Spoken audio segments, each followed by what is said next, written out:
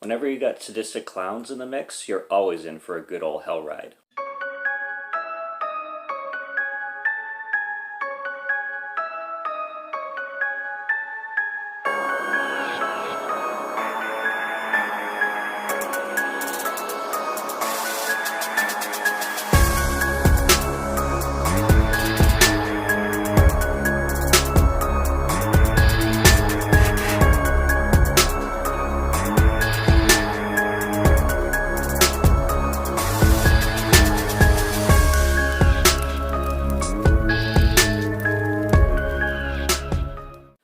What's up, guys? Welcome to 31 Days of Horror. I'm Morgan Film Fan. Let's jump into some scares. This is Circus of the Dead, released in 2020.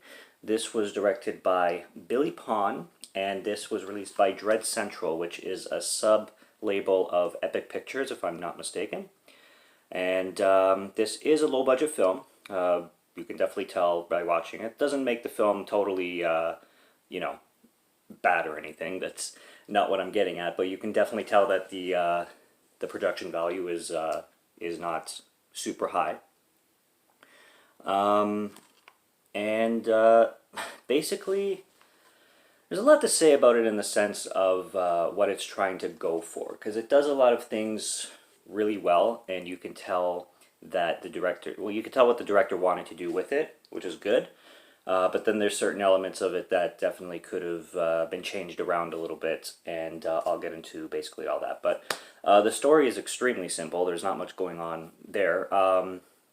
Basically, you have these clowns that work, at a circus, and it starts off with one of them putting makeup on a dead body, and this dead body is also holding this glass chamber with, I'm guessing, her heart inside of it. So it starts off there, and then the clowns go out into the crowd, and there's a quote by Gacy that says, "Clowns can get away with murder," before the title screens come up. And throughout this film, these clowns work at the circus. They're all sadistic. They kidnap people and torture them, basically. And there's this one couple that comes to the circus. You meet them firsthand at their house. So we've got Don and Tiffany, who are a couple. I don't know if they're married or not, but they have two kids named Hillary and Alyssa.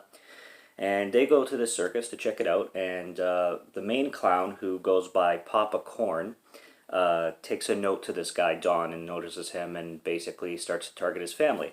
And he goes after the wife, who is cheating on the husband. At some point, you realize that she's cheating with a local police officer or something like that.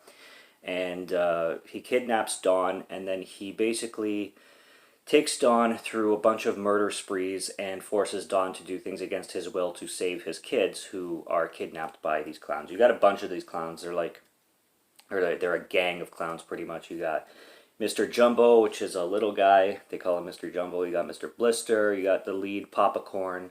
And then there's also this creation that Papa Corn talks about called Doll Boy, who you don't see much of in the film, but he is pretty creepy. But the thing about these clowns is the whole clown thing doesn't really add much to their characters, and I wish it did.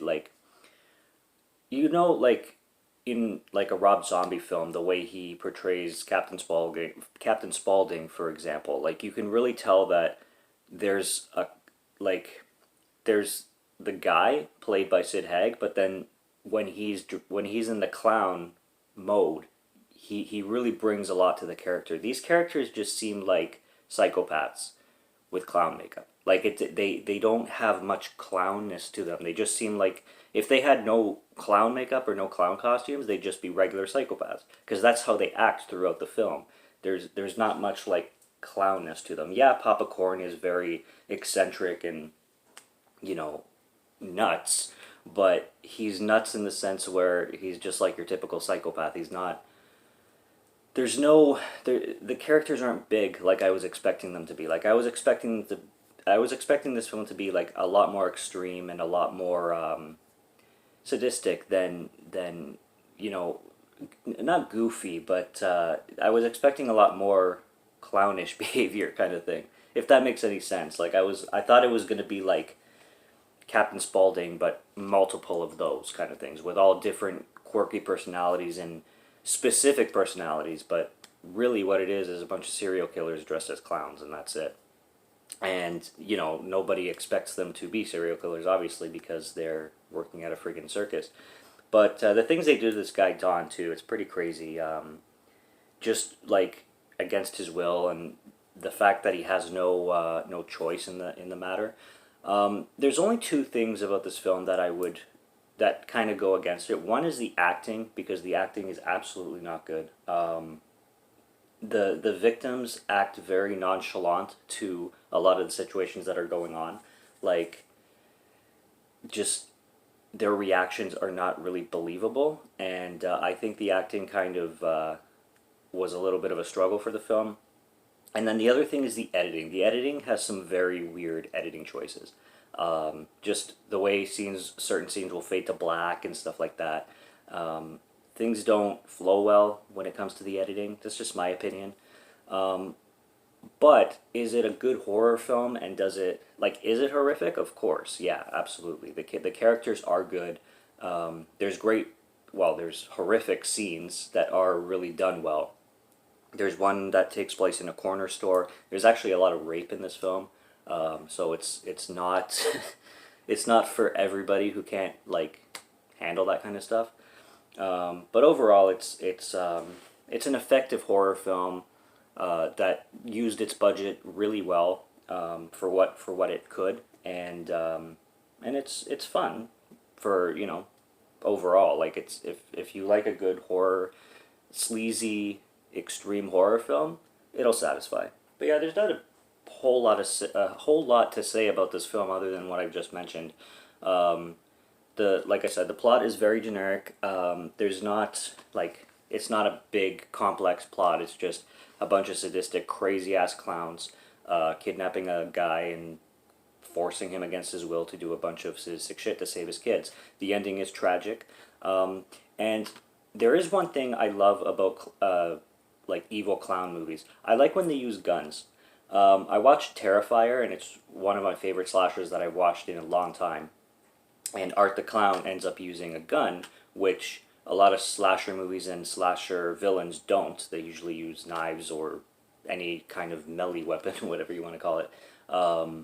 But you don't see them using guns a lot. But when it comes to killer clowns, the gun thing really it adds to the horror of sadistic clowns, and it works. It works a lot better than it would work in any other slasher film. So the clowns do there's a lot of gunplay in here, and it definitely works for the film. So I would recommend Circus of the Dead.